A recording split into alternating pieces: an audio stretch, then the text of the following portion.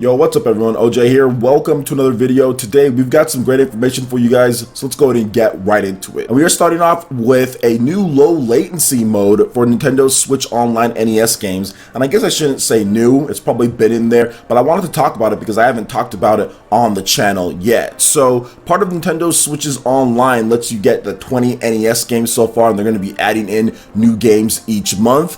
But there have been a number of users that have reported that there's some lag or there's some input delay when they try to play their games online against their friends. However, there is a low latency mode that you can access that many people probably didn't know about. I know some of you guys did, but many people probably didn't know. And this will reduce the lag or input delay when you're playing your games online against your friends. However, there might be some other audio or visual issues if you do so. So let's go ahead and go step by step how you can access this low latency mode for the Nintendo Switch Online games. So 1, start an online game from the NES Nintendo Switch Online library. 2, open the suspend menu by pressing ZL plus ZR, then select to game selection. 3, from the menu on the left stick, settings, then press the Y button to turn on low latency mode. This option is visible only after starting a new game online, so it's something that you can't access all the time like offline. The setting will not be saved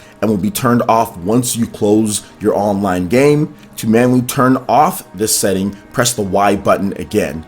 The button layout may vary if the Joy-Con are being used horizontally as individual controllers in tabletop or TV mode. So that is something that people probably should know about, right? Because like I stated, there were people that were having issues playing online with others, especially if you're overseas. You probably want to turn on that low latency mode anytime that you play a game. Now, I haven't heard about many people talk about visual issues or anything like that, even with this low latency mode turned on from the little bit of research that I've done from people who have turned it on and played. The only thing that I've read about is the whole screen burn-in sometimes like that. There's like a little bit of a after image or whatever once you're done playing your games, but that's not anything that's maybe tied to the visual audio issues that they're saying here. But just note, guys, that Nintendo does say that there might be some of those when you do play the games with the setting turned on. And once again, it is automatically turned off once you go out of that online game, so you are going to have to make sure that you turn it on if you want the low latency mode. From the little bit that I've played, I haven't really experienced too much lag, although it's been with someone that is really close to me, so that's one thing that you have to consider there, is that they're really close,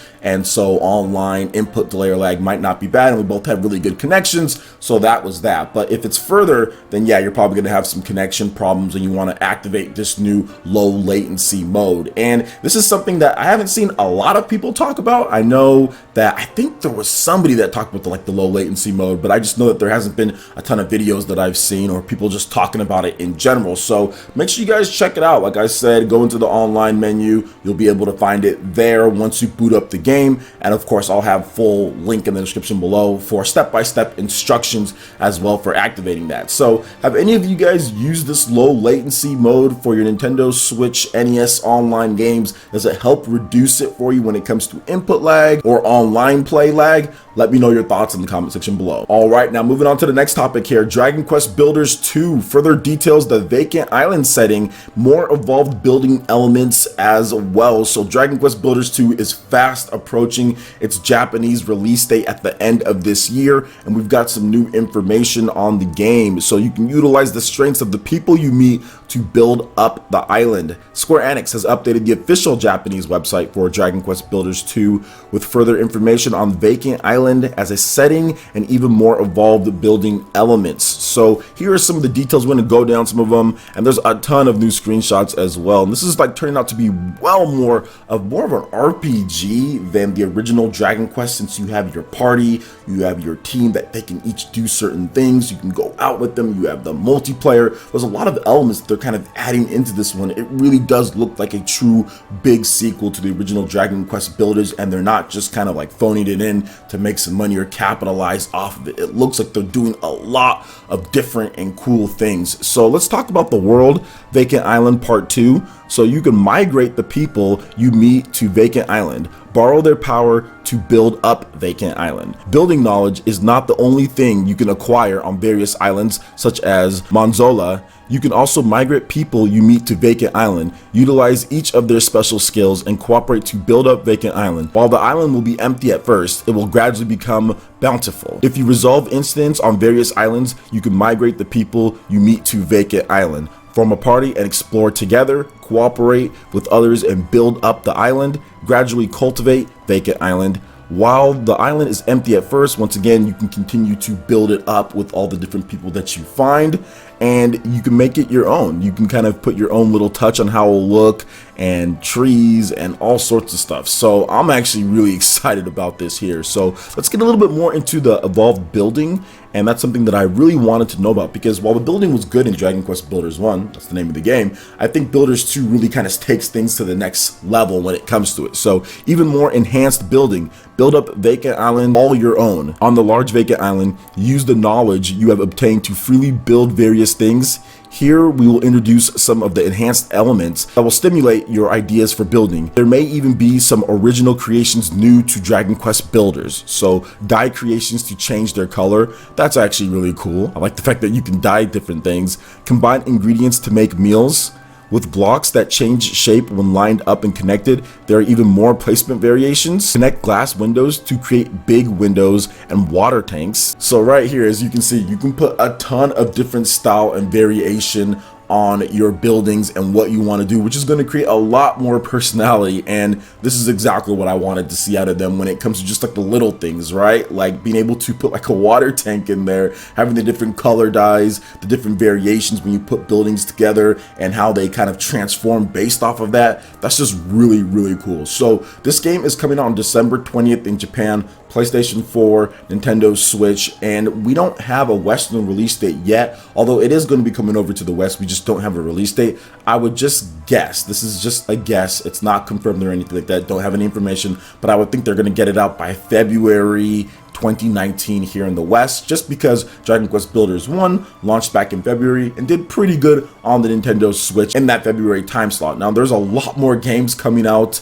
in 2019 in the first half of the year than we did last year in the first few months, but still I think February would be a great time slot for the game, and I'm looking forward to seeing what they do with all the different stuff with Dragon Quest Builders. There's going to be some co-op as well, so they're kind of thinking about everything. This is a big sequel for them. So what do you guys think about Dragon Quest Builders 2, all of the new elements to building and the Vacant Island? Let me know your thoughts in the comment section below. All right, and moving into the last topic here, Double Cross launches in January 2019. This is the new game from the Rumbo developers. So Double Cross, the April announced action adventure platformer from Rumbo developer 13AM Games, will launch for the Nintendo Switch and PC in January 2019. Publisher Graffiti Games has announced. Now here's a little bit of an overview about Double Cross if you don't know about this game. So Double Cross is an exciting action adventure game that has players using a special sling mechanic for a diversity of movements, fighting against an array of enemies and platforming their way across distinct universes in order to solve a multi-dimensional mystery. An agent of Rift, whose job is to maintain peace and order between all dimensions. As Zara, players can collect a rare element called Upgradium to customize character abilities, such as equipping Zara with permanent fighting moves, stronger attacks, and other valuable skills needed to save the multiverse. She's going to need them because a recent attack on Rift headquarters has players gather clues in a robust investigation system to bring themselves one step closer to finding the identity of Rift's attackers. So there's a bunch of different key features as well here, guys, with the game. So a unique proton slinger mechanic that allows diversity of movement throughout levels and the ability to grab and throw objects and enemies, varied and upgradable attacks and combos. You can collect a rare element called Upgradium, and you can upgrade your equipment, and you also get new moves. I mean, there's just a ton of different things that this game kind of encompasses. 13AM Games, they're known best for Rumbo, and that game was like ported over to like so many different systems. It was on the Wii U, it was on the Nintendo 3DS, it was on the PlayStation 4, PC, of course. It's also on the Nintendo Switch. So 13AM Games, they've built a good reputation for themselves for Rumbo, and now this is their new game here with Double Cross. And I'm definitely more excited about Double Cross than I was with Rumbo, because Rumbo seemed a little bit weird platformer type of running thing where different backgrounds and all of a sudden the platforms disappear beneath you. So this is more of my style. You have a single player action adventure type of game, getting upgrades, being able to get different moves, and yeah, it's just kind of interesting, and the art style is really unique as well. Definitely a step up from what I saw with Rumbo. I know Rumbo had a certain style just because of the type of game that it was, but I do like this art style and kind of what they're doing more. It just fits into my play style as far as what games I like. So it's going to be interesting to see how Double Cross does. I think it's going to do well. It's coming out as a console exclusive for the Nintendo Switch, although it is coming to PC 2019 January. That's when we're going to be seeing the game. So if you want to pick it up on PC, you can, or if you want to get it on Nintendo Switch, you can as well. I would guess eventually it's going to come to other systems as well, but we're getting it first on the Nintendo Switch. So what do you guys think about Double Cross and all the different topics that we discussed here in the video? Let me know your thoughts in the comment section below. All right, Ninja, that wraps it up for this video here. Go ahead and check out the links in the description below. We got Facebook and Twitter. Go ahead and give us a like and a follow on our social media. Really helps to spread the content of PlayerEssence across the internet in addition to YouTube.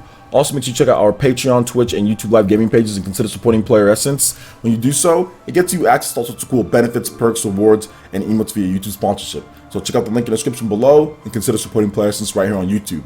Hit that like button if you did like this video. Let me know you guys want more content like this going forward in the future. And subscribe to PlayerEssence for latest RPG, Japanese, and Nintendo gaming news. Thank you so much for watching, and we'll catch you for the next video. Peace!